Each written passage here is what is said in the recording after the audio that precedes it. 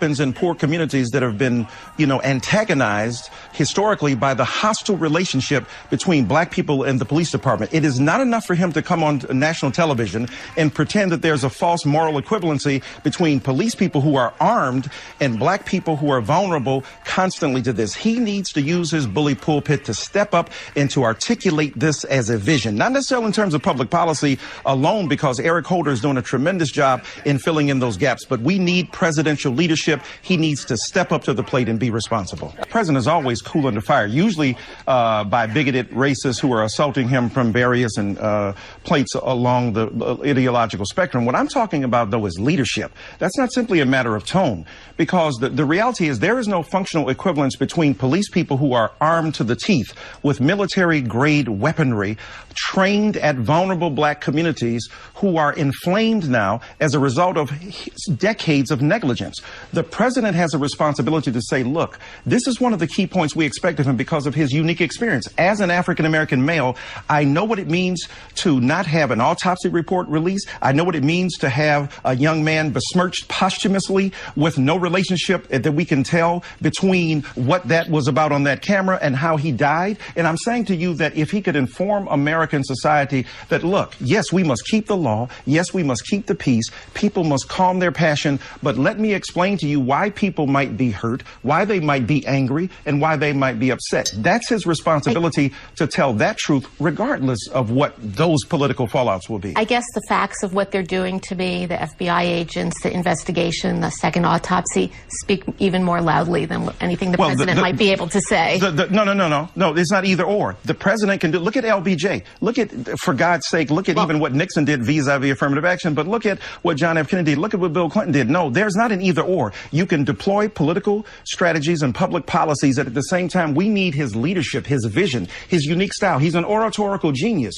Deploy that in defense of the people from whom he learned that oratorical genius, and to defend those vulnerable populations, especially white people whose white privilege, in one sense, obscures from them what it means that their children can walk home every day and be safe. They're not fearful of the fact that somebody will kill their child who goes to get some iced tea and some candy from a store. Until that quality is brought, the president bears a unique responsibility and burden to tell that truth. And there you have it, Eric Dyson. You hear the statement what he made? That, white people can walk home from school and not ever be accosted by police officers. And that's part of the conundrum, to use a big word, that we have to deal with. And that's part of the difficulties that I face, that I worry about now. I mean, I'm not going to worry about it for too long, but it gets even more scary if I see a police car behind me.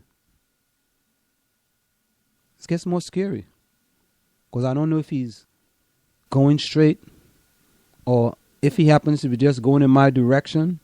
If I make a right turn and he makes a right turn too, should I just pull over and stop?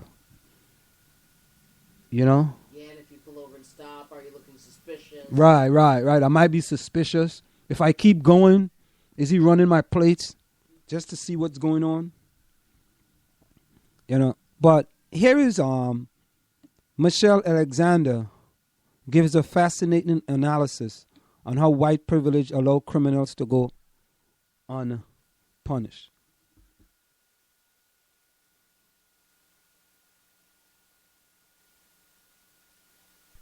State University and the author of The New Jim Crow, Mass Incarceration in the Age of Colorblindness.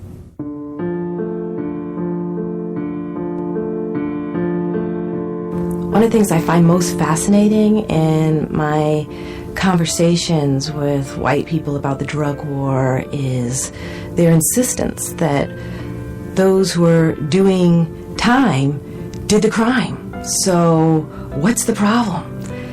And then I'll say, well, did you ever drink underage? When you were in high school, did you ever drink underage? Did you ever experiment with marijuana?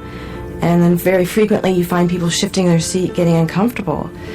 And this idea of innocence, that other people are the criminals, but not them. is a thoroughly racialized idea. I often point out we're all criminals. We've all made mistakes in our lives. We've all done wrong. Anyone who's an adult has broken the law at some point in their lives. But some of us have the privilege of making certain kinds of mistakes and going on to college or grad school and off to work and never having to check that box on employment applications, while others of us do not. In fact, research shows that a white man with a criminal record is more likely to be hired than a black man without a criminal record. So even this system of mass incarceration, when white folks are ensnared by it, doesn't affect them in the same way. When they're branded criminals and felons, they're not viewed as criminals and felons in the outside world. But that felon label, that criminal label, serves to define who black people are. And in fact, even if you haven't been branded a criminal or felon, you are treated as though there is something about you that is wrong by employers and in the world more broadly. So part of what white privilege is to me is the freedom to make mistakes and go on. That is a privilege that poor folks of color in this country, particularly young people, don't have.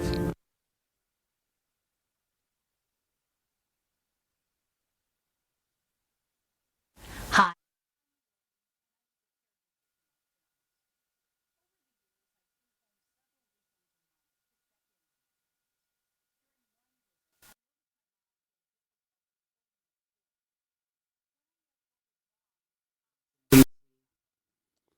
Yeah, that's deep, man. Michelle Alexander gives a fascinating analysis on how white privileges allow criminals to go unpunished. Keeping it real. Just keeping it real, man. I have never been saddened that much in my life since I've been living in the United States of America, like I was today. I have really and truly never been saddened, even to the fact where I was thinking to myself, you know what, man, I need to go take a drink. I'm serious. Well, you know what I thought about that today? I'm like, no wonder people anesthetize themselves. There's so much drinking or cheap smoking or any of that other stuff, because it just seems kind of because sometimes you're like you're not looking for an outlet, but I mean, you just look to numb some of that. But I guess you probably never even had anything. it's just so much. It's just so much, man. And you know what? It's like it's every single day. Every single day there's something happening. Well, And even though it's not happening to you, mentally, it's happening to you. It has a mental effect on you. And then you know what makes it worse? What makes it worse is when you have people like Charles Barkley coming out and making those silly statements.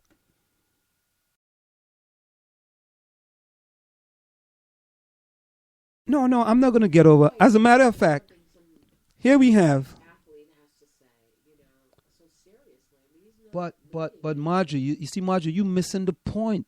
I understand your point. The point is that, Marjorie, when he has an audience. And when you come up with that type of crap to the audience, what the other people are looking and say, you see, Charles Barkley, if Charles Barkley can call them a scumbag, right? If Charles Barkley can call them a scumbag, why can we call them thugs? He called them scumbags. You're going to see but Charles called him a scumbag. Why can we call them thugs? Or they're going to say, you know what? What's the difference between what Charles Barkley called them and we calling them thugs? What's the difference? Oh, you want to just get on our case? Get on Charles Barkley case too. Well, I mean, that's the same as them saying, well, what difference does it make if police kill you when you kill yourself? I mean, but that's not the argument. And, and he's not the point. But no, that's I understand that upsets you. no, but that's the argument that they are going to make. If you can make a comparison between Who was the they? the media, This is the the media is going to make? Or the Yes. watching Because, the media? okay. We are saying that, I'm saying that the media said that the new N-word is thugs. Instead of calling you the N-word, they call you thugs. Right? A black man by the name of Charles Barkley called the black rioters and looters in Ferguson scumbags. He called them scumbags. Right? The media can come out and say, listen, if the white media calls you a thug, you can't be upset because Charles Barkley called you guys scumbags. I wouldn't give Charles Barkley all that credit. But you see, Marjorie, but you can't say you can't give him credit. You don't have to give him credit. The media is going to give him credit. And then all those people that are listening going to listen to what the media has to say. I'm going to say, look, Charles said it. Charles said it. Right? But here is another ex-NBA player. He calls out Charles Barkley in the Ferguson case. This is a guy named Ethan Thomas. As a matter of fact, I think he attended Syracuse University. Ethan Thomas played 9 seasons in the NBA, but he was always far more than a basketball player. He was an advocate for kids, a poet, a thinker, a smart, conscious man. Thomas authored the 2013 book, Fatherhood, Rising to the Ultimate Challenge.